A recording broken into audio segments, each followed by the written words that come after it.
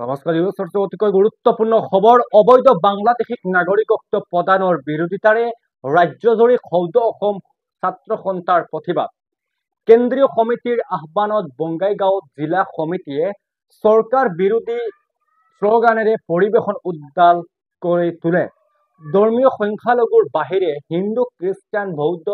জৈন শিখ আদি ধৰ্মাৱলম্বী লোকক নাগৰিকত্ব প্ৰদানত তীব্ৰ বিৰোধিত আমচুৰ অসম চৰকাৰে নিৰ্দেশনা দিয়াৰ প্ৰতিলিপি দাহ কৰি আমচু কৰ্মীৰ প্ৰতিবাদ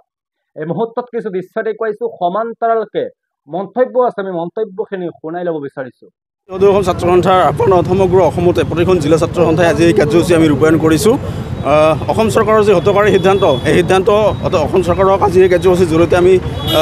দাবী জনাইছোঁ বা সঁকনি জনাইছোঁ যে তেওঁলোকে এই অসম চৰকাৰৰ যি সিদ্ধান্ত এই সিদ্ধান্ত অতি শীঘ্ৰে বাতিল কৰক যে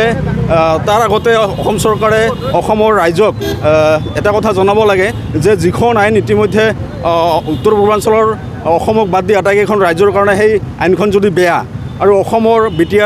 টি আৰৰ 5খন জিলা বা অসমৰ 3খন পাৰ্বত্য জিলাৰ কাৰণে যদি সেই আইনখন বেয়া তেনেহ'লে অসমৰ এই বাকীকেইখন জিলাৰ কাৰণে সেই আইনখন কেনেকৈ ভাল হ'ব পাৰে গতিকে এই কথাটোৰ উত্তৰ অসমৰ জনতাক দিব লাগে আৰু কোনো পধ্যে কোনো কাৰণতে কোনো হিন্দু বাংলাদেশীয়ে বা অবৈধ হিন্দু বাংলাদেশীয়ে অসমত যাতে এই বিধেয়কৰ জৰিয়তে যাতে নাগৰিকত্ব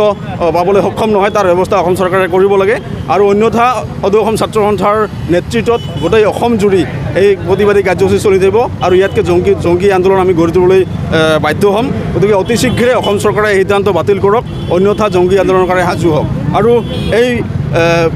যি বিশেষ হিন্দু 6টা ধৰ্মৰ মানুহক অবৈধ বাংলাদেশী মানুহক অসম চৰকাৰে যি ইতিমধ্যে প্ৰতিখন জিলাৰ আয়ুক্তসকললৈ জ্যেষ্ঠ আৰক্ষী অধীক্ষকসকললৈ তেওঁলোকে নিৰ্দেশ প্ৰেৰণ কৰিছে গতিকে এই নিৰ্দেশ তেওঁলোকে বাতিল কৰক অন্যথা ছাত্ৰ সন্থাই বিভিন্ন দল সংগঠনৰ বা অসমৰ ৰাইজৰ সহযোগত জংকী আন্দোলন গঢ়ি তুলিবলৈ বাধ্য হ'ম।